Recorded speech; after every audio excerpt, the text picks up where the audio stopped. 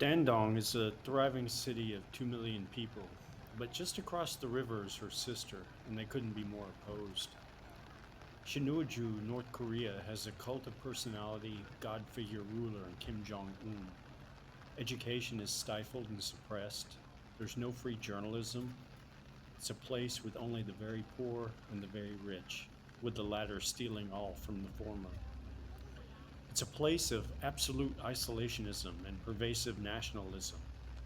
There's zero tourism or immigration. Citizens can't leave their respective town limits without prior government approval and official documents. Electricity is very limited. There's no internet.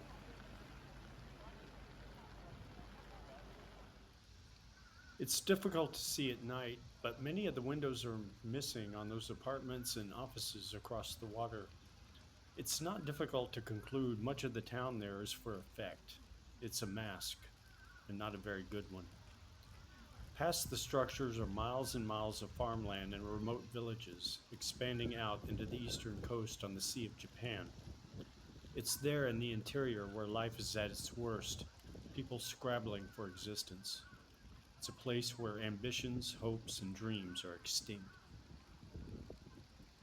With a kayak, I could make land there in only a few minutes, and yet I stand here in the midst of every convenience, smartphones in every hand, a bustling economy, surrounded by middle class tourists from thriving cities like Beijing, Shanghai, Guangzhou, Shenzhen. Ambition is ambiguous, and hopes and dreams decorate the landscape. How can two places only a couple of hundred meters apart be so vastly different? The next day, I went to a place with answers.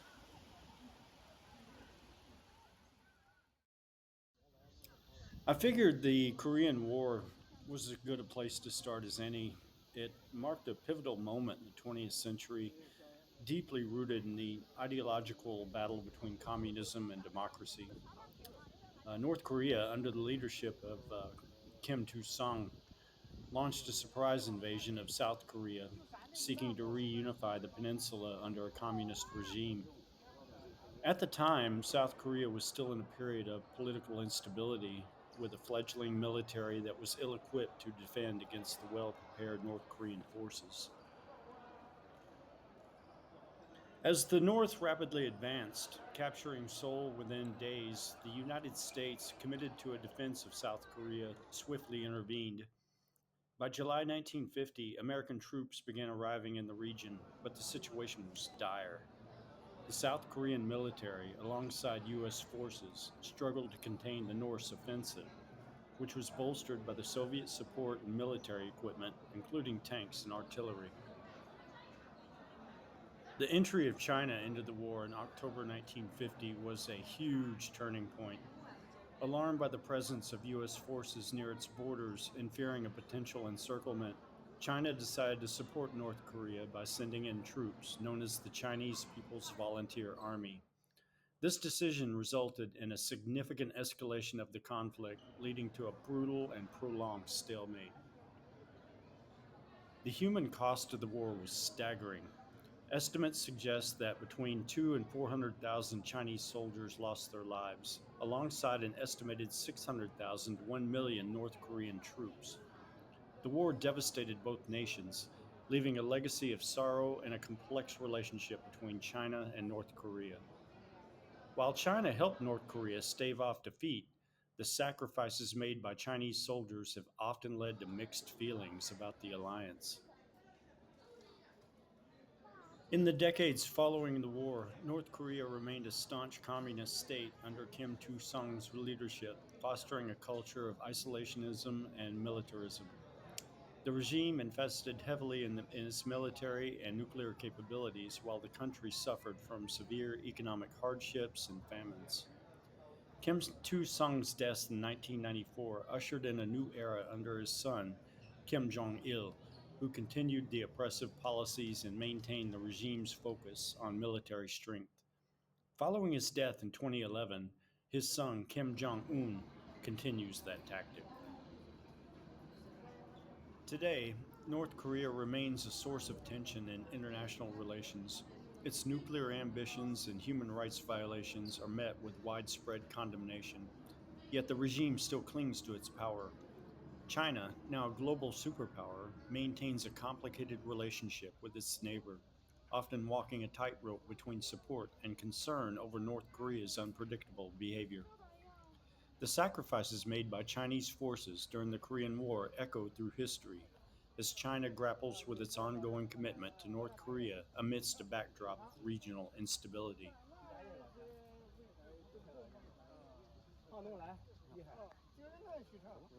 河南我去的也多，河南基本上地区我都转遍了。我也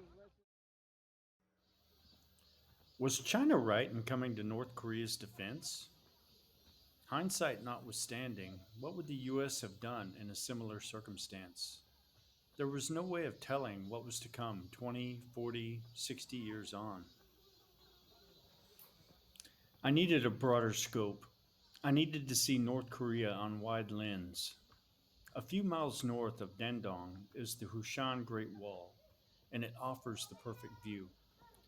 Built in the 12th century, it lies right on the border's edge with a panoramic vision of the North Korean landscape along the Yalu River from Sinuiju northward and eastward.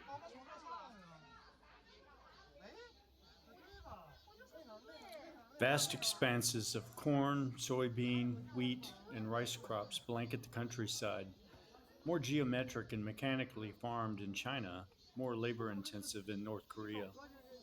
A longitudinal range of mountains paint the horizon. The villages and people's lives there, one can only guess at.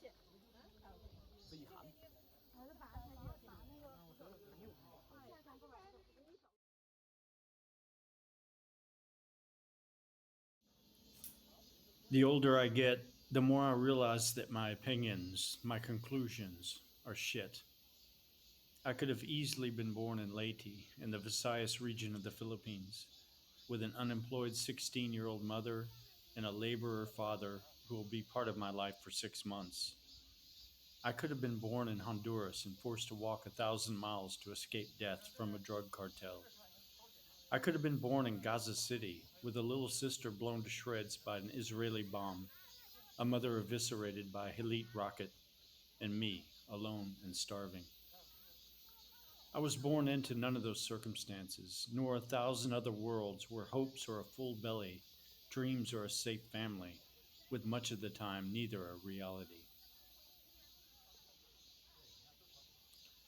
I taught high school English in China for 2 years and in the United States for 11. Teenagers have this ubiquitous, wonderful quirk of occasionally laughing with pristine abandon. No other cares or outside thoughts, just pure joy. It's a laugh of assurance, a laugh of home and bliss. It's a laugh with endless possibilities and a lifetime to go. On my end, it made the perpetual stack of essays that need graded totally worth it. I too once laughed like that. I wonder, in her 23 years, had she? Did she ever know a world where there are friends? What did she think about that made her happy?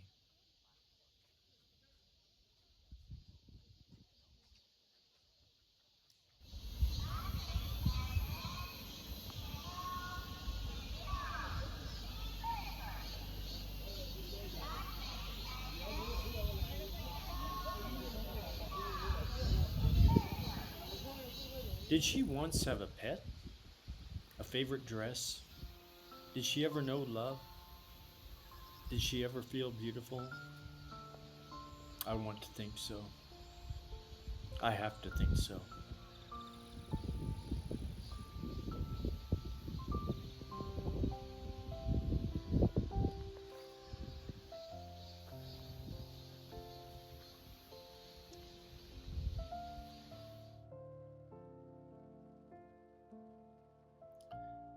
I couldn't see where the young woman died. It was in a cornfield 200 kilometers to the northeast, on the side of the Sea of Japan. She was not allowed to eat the harvest as it all belonged to the government to feed their military and upper classes. One of two things happened. She was discovered eating corn and murdered, or, out of starvation and weakness, she couldn't find any shelter and froze during the night. There's no record of her name. Nothing.